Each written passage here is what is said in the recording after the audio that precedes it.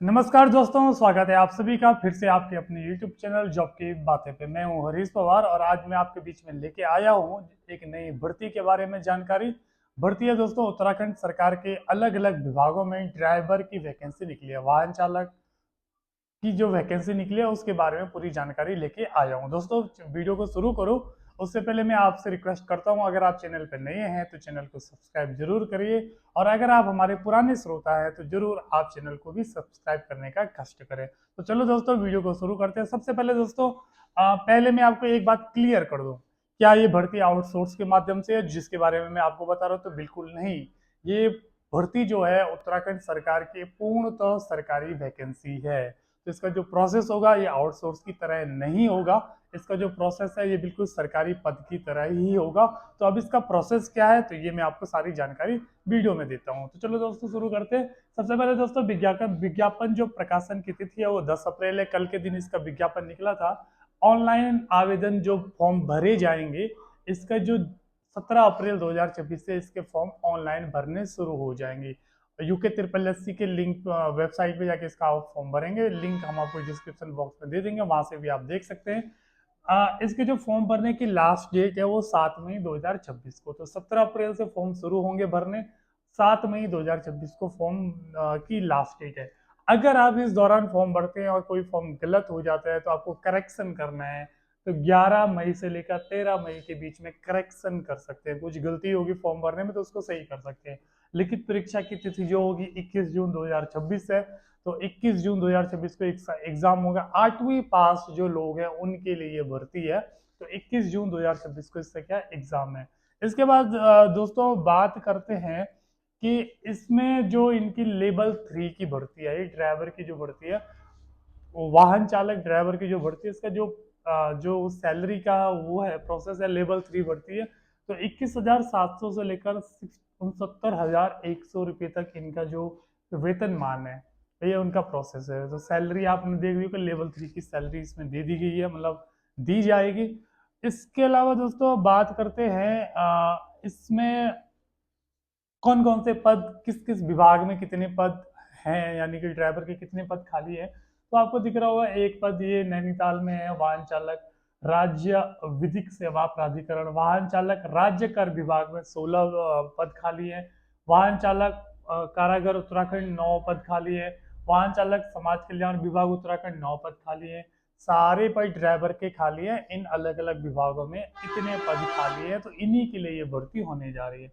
वाहन चालक खनन कर्म निदेशालय उत्तराखंड 6 पद खाली है। तो इसमें जो पदों की संख्या है दोस्तों ये बहुत लंबी है, मतलब इसमें अलग अलग विभागों में बहुत सारे पद है। कुल मिला के सारे जो वैकेंसी है 72 पदों के लिए की जा रही है। तो जो भर्ती होने वाली है ये 72 पदों के लिए भर्ती हो रही है। तो अलग अलग विभागों में अलग अलग पद खाली है, मतलब अलग अलग विभागों में ड्राइवर के पद खाली है, तो उनके लिए भर्ती होने जा रही है। इसके बाद दोस्तों बात करते जो सबसे बड़ी प्रॉब्लम है कि ये आउटसोर्स माध्यम से नहीं है, इसलिए इसमें एग्जाम करवाया जाएगा। यूके ट्रिपल एस इसमें एग्जाम करवाएगा। एग्जाम का क्या क्या प्रोसेस है ये जानना आपके लिए बहुत जरूरी है। चयन परीक्षा 100 अंकों की होगी। जो सिलेक्शन होगा वो 100 नंबर के बेस पे होगा, जिसमें से 25 अंकों की एक लिखित परीक्षा होगी। तो एक्चुअली में जो पेपर आपको देना पड़ेगा ऑब्जेक्टिव टाइप पेपर होगा, ऑफलाइन पेपर। उस पेपर में आपको 25 नंबरों का पेपर देना पड़ेगा। तो 25 सवाल होंगे, 25 नंबरों का आपके पास पेपर होगा। बाकी 75 नंबर का क्या होगा, क्योंकि 100 नंबरों का चयन परीक्षा, तो 75 नंबर का आपका जो ड्राइवर का टेस्ट है, गाड़ी चलाने का जो प्रोसेस है वो ड्राइवर का टेस्ट होगा। तो आपको गाड़ी चला के आपको बतानी पड़ेगी। तो सिंपल सी बात है, 25 नंबर का पेपर होगा, 75 नंबर को आपको ड्राइविंग का जो टेस्ट है वो देना पड़ेगा। दोनों को जोड़ के फाइनल मेरिट बनेगी। अब पहले पेपर होगा या ड्राइवर का टेस्ट होगा, तो पहले पेपर होगा। पहले 25 नंबर का पेपर होगा जो आप जून में होगा।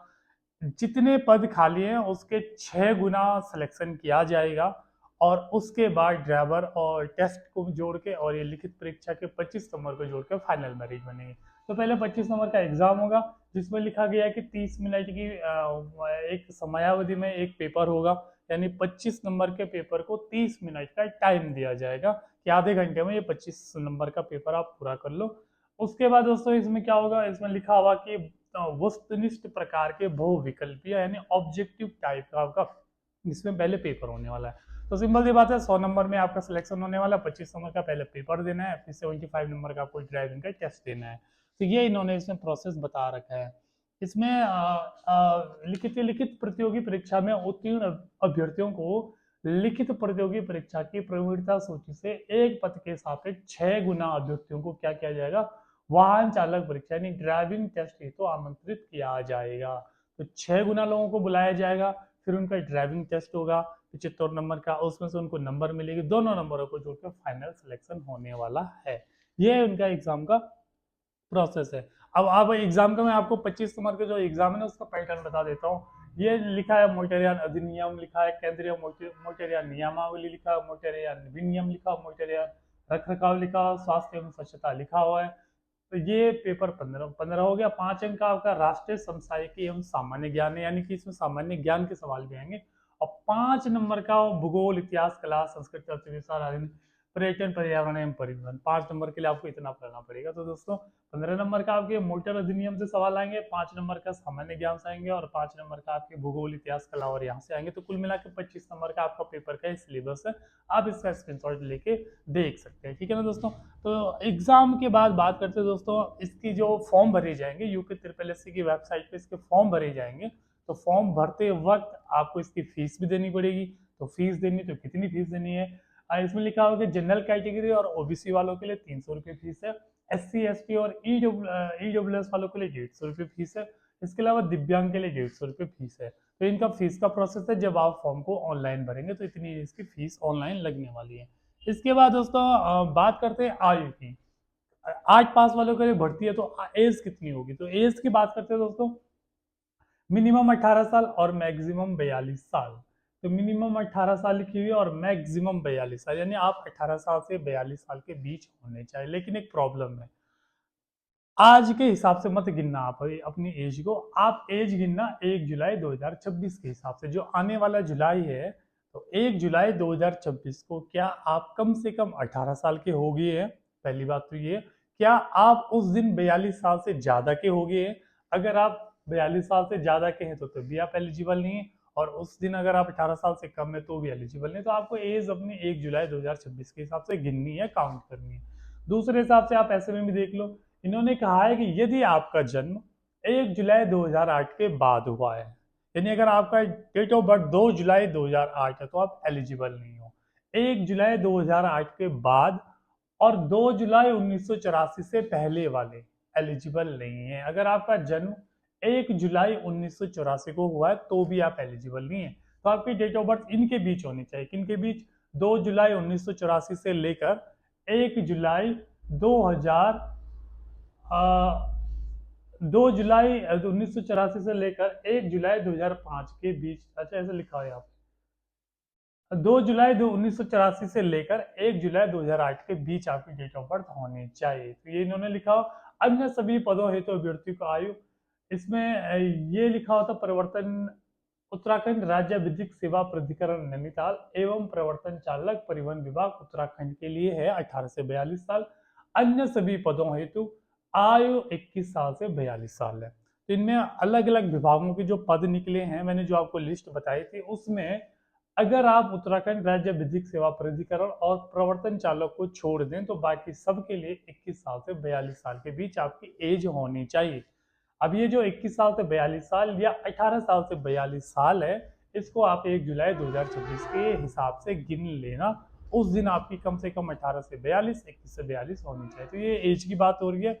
इसके अलावा दोस्तों बात करते हैं कि आवेदन हेतु कुछ पात्रता है, क्या उत्तराखंड से बाहर के लोग इस फॉर्म को भर सकते हैं, पहला सवाल तो ये है।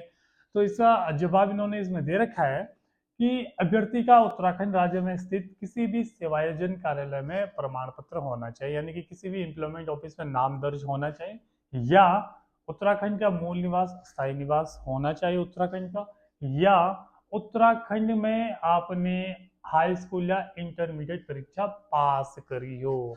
तो सपोज करो कोई बाहर का फॉर्म भर सकता है अगर इन तीनों में से किसी भी कंडीशन को फॉलो करता है, या तो उसने हाई स्कूल या इंटरमीडिएट परीक्षा उत्तराखंड से पास करी हो, या उसका उत्तराखंड सेवा योजना कार्यालय में नाम दर्ज हो, या मूल निवासी और अस्थायी निवासी हो। तो जो उत्तराखंड के, तो उनकी ये तीनों ही शर्तें पूरी होगी। जो बाहर के, इनमें से तीनों में से कोई शर्त पूरी करनी चाहिए।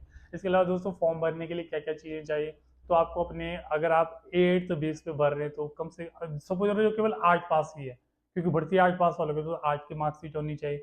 बाकी जो 8 से ज़्यादा पढ़ा हो तो जिसकी जो भी मार्कशीट होगी वो लगेगी। 10th की मार्कशीट जो 10th पास हो वो तो लगती ही लगती है। इसके अलावा दोस्तों फोटो लगेगा, सिग्नेचर लगेगा, आधार कार्ड लगेगा। जिनका एम्प्लॉयमेंट ऑफिस में नाम दर्ज है तो एम्प्लॉयमेंट ऑफिस का प्रमाण पत्र भी लग जाएगा। जिनका नहीं है तो उनके बिना भी चल जाएगा। अब बात करते हैं दोस्तों एजुकेशन क्वालिफिकेशन में बहुत सारी प्रॉब्लम्स हैं। 8th पास पर ये भर्ती तो है, लेकिन थोड़ा सा प्रॉब्लम है। प्रॉब्लम ये है, बहुत सारे यूट्यूब चैनल इस चीज़ को बताते नहीं आप लोगों को फॉर्म भरने में, वरना दिक्कत होगी। तो प्रॉब्लम ये दोस्तों, इसमें लिखा हुआ है किसी मान्यता प्राप्त शैक्षिक संस्थान से 8वीं उत्तीर्ण हो। तो आप अगर 8 पास है तो आप इस भर्ती के लिए एलिजिबल है। लेकिन प्रॉब्लम ये है, यथास्थिति भारी या हल्के वाहन चलाने का सक्षम अधिकारी द्वारा जारी वैध ड्राइविंग लाइसेंस होना चाहिए। कि किसी अधिकारी द्वारा वैध ड्राइविंग लाइसेंस होना चाहिए भारी या हल्के वाहन चलाने का। तो आपके पास ड्राइविंग लाइसेंस होना चाहिए। लेकिन एक प्रॉब्लम है दोस्तों, रिक्ति को अधिसूचित किए जाने की दिनांक से, रिक्ति को अधिसूचित कब किया गया, वो कल किया गया, के दिनांक से कम 3 वर्ष पूर्व प्राप्त कर लिया गया हो। यानी कि कल इसका नोटिफिकेशन निकला और आपका ड्राइविंग लाइसेंस आज से 3 साल पहले का बना हुआ होना चाहिए। वो भी यथास्थिति भारी या हल्के वाहन चलाने का। तो भारी या हल्के वाहन चलाने का ड्राइविंग लाइसेंस होना चाहिए। लेकिन 10 अप्रैल 2026 से 3 साल पहले का बना हुआ होना चाहिए, तथा 3 वर्ष से अन्यून अवधि से व्यावसायिक वाहन चला रहा हो। इसका मतलब ये है कि आपके पास 3 साल का एक्सपीरियंस होना चाहिए वाहन चलाने का। तो 2-3 शर्तें इसमें थोड़ा सा है जो बहुत सारे लोगों के लिए दिक्कत देगी। 8वीं पास हैं आप, ठीक है। आपके पास ड्राइविंग लाइसेंस होना चाहिए भारी या हल्के वाहन चलाने का, वो भी ठीक है। लेकिन आपने कल बनाया तो फिर एलिजिबल नहीं है। आपसे 3 साल पहले का बना हुआ होना चाहिए तो आप एलिजिबल हो। फिर आपके पास 3 साल का ड्राइविंग लाइसेंस, गाड़ी चलाने का, ड्राइविंग करने का क्या होना चाहिए, एक्सपीरियंस होना चाहिए। आप बोलोगे मैं अपनी पर्सनल गाड़ी चलाता हूँ उसका एक्सपीरियंस होना चाहिए, तो नहीं। इन्होंने लिखा हुआ है कि क्या होना चाहिए, व्यावसायिक वाहन चलाने का अनुभव होना चाहिए। तो अगर आपके पास सारी एक्सपीरियंस है, मतलब 8th पास के अलावा आपके पास इन दो चीज़ों में ड्राइविंग लाइसेंस है, एक्सपीरियंस है, तो आप फॉर्म भर सकते हैं। क्योंकि ट्रिपल की वेबसाइट पे जाकर फॉर्म फिलअप करना है, लास्ट डेट से पहले फॉर्म भरना है, गलती होगी तो करेक्शन करना है। उसके बाद 21 जून को, जो जून में एग्जाम होगा, एग्जाम देने जाना है। ऑफलाइन एग्जाम होगा, एग्जाम का सेंटर आपको जो एडमिट कार्ड है वो उसमें बता दिया जाएगा। एग्जाम होगा 25 नंबर का। अगर आपने 25 नंबर में क्वालिफाई हो गए हैं तो जितनी भर्ती, जितनी पद है उसके 6 गुना लोगों को बुलाया जाएगा। अगर सपोज करो 72 पद है तो मतलब कम से कम 500 लोगों को ड्राइविंग टेस्ट के लिए बुलाया जाएगा। ड्राइविंग टेस्ट के लिए कहाँ बुलाया जाएगा वो बात की बात है, उसको अलग से आपको बताया जाएगा। जब आप ड्राइविंग टेस्ट पास कर लोगे और 75 नंबर का ड्राइविंग टेस्ट होगा, उनमें से कितने नंबर आपको मिलती है प्लस आपके पेपर में कितने नंबर आते हैं, दोनों को जोड़ के आपकी फाइनल मेरिट बनेगी। फाइनल मेरिट बनने के बाद हो सकता है इसमें दोबारा से क्या हो, काउंसलिंग हो कि भैया आपकी टॉप नंबर है तो आप बताओ आपको किस विभाग में ड्राइवर का पद चाहिए। तो काउंसलिंग ऐसी होती है यूके ट्रिपल एस सी में नॉर्मली। और देन फाइनली आपका आपका सिलेक्शन हो जाएगा। तो सारी जानकारी है मैंने आपको डिटेल्स में बता दी है। कोई भी अगर आपको सवाल हो तो आप कमेंट बॉक्स में कमेंट कर सकते हैं। आज के लिए इतना ही। आपका दिन शुभ रहे। धन्यवाद।